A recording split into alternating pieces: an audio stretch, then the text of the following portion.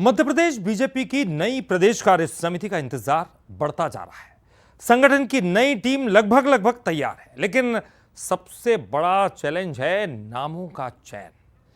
कार्य समिति में 100 से 120 नेताओं को जगह दिए जाने की संभावना है और ऐसे में क्षेत्रीय, सामाजिक, जातीय और संगठनात्मक संतुलन साधना ये आसान बात नहीं होगी।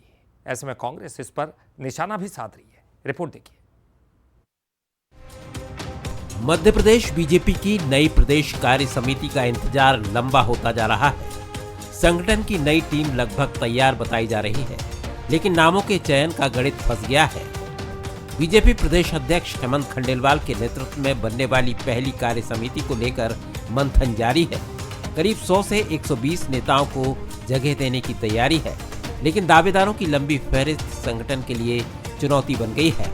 क्षेत्रीय, सामाजिक और संगठनात्मक संतुलन साधने की चुनौती के बीच बीजेपी की नई टीम का ऐलान टलता जा रहा है। मालवा से महाकौशल, विंध्य से ग्वालियर चंबल तक हर क्षेत्र को साधने के साथ सामाजिक संतुलन भी बड़ा फैक्टर है। यही वजह है कि कार्य समिति की लिस्ट अभी तक फाइनल नहीं हो पाई है। देखिए, भारतीय जनता पार्टी में हर कार्यकर्ता के लिए काम और हर काम के लिए कार्यकर्ता, इसकी परंपरा है। तो ऐसे में सभी दायित्व वितरण भारतीय जनता पार्टी में निरंतर चल रहे हैं। प्रदेश कार्य समिति के भी नाम लगभग माननीय अध्यक्ष जी के नेतृत्व में सभी सामूहिक नेतृत्व ने तय कर लिए। अतिशीघ्र वो भी सामने आएगी, हमारी कार्य समिति भी होगी। ये भारतीय जनता पार्टी की निरंतर चलने वाली प्रक्रियाएं जो चल रही हैं। बीजेपी सिर्फ पदों का बंटवारा नहीं, बल्कि 2028 के विधानसभा चुनाव की टीम तैयार करने का दावा कर रही है। संगठन पुराने कार्यकर्ताओं के अनुभव और नए चेहरों की ऊर्जा के बीच संतुलन बनाने की कोशिश में जुटा है, लेकिन समिति पदों और बढ़ती दावेदारियों ने नेतृत्व की मुश्किलें बढ़ा दी हैं। कांग्रेस अब इसी देरी को बीजेपी की अंदरूनी खींचतान बता रही है। भाजपा में गृह युद्ध की स्थिति है, गुटबाजी नहीं, गृह युद्ध की स्थिति। और गृह युद्ध की स्थिति है, इसीलिए जो है हेमंत खंडेलवाल जी को साल भर से ज़्यादा हो गया है, लेकिन अपनी कार्यकारिणी नहीं बना पा रहे हैं। ये दिखा रहा है कि भाजपा के अंदर सब कुछ ठीक नहीं है।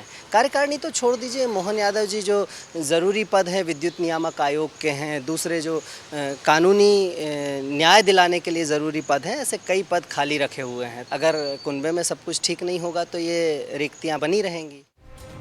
बीजेपी भले ही जल्द कार्य समिति घोषित करने का दावा कर रही हो, लेकिन असली चुनौती नाराजगी से बचते हुए संतुलन साधने की है। क्योंकि जब दावेदार ज्यादा और पद कम हो, तब हर फैसला राजनीतिक संदेश भी देता है और संगठनात्मक परीक्षा भी बन जाता है।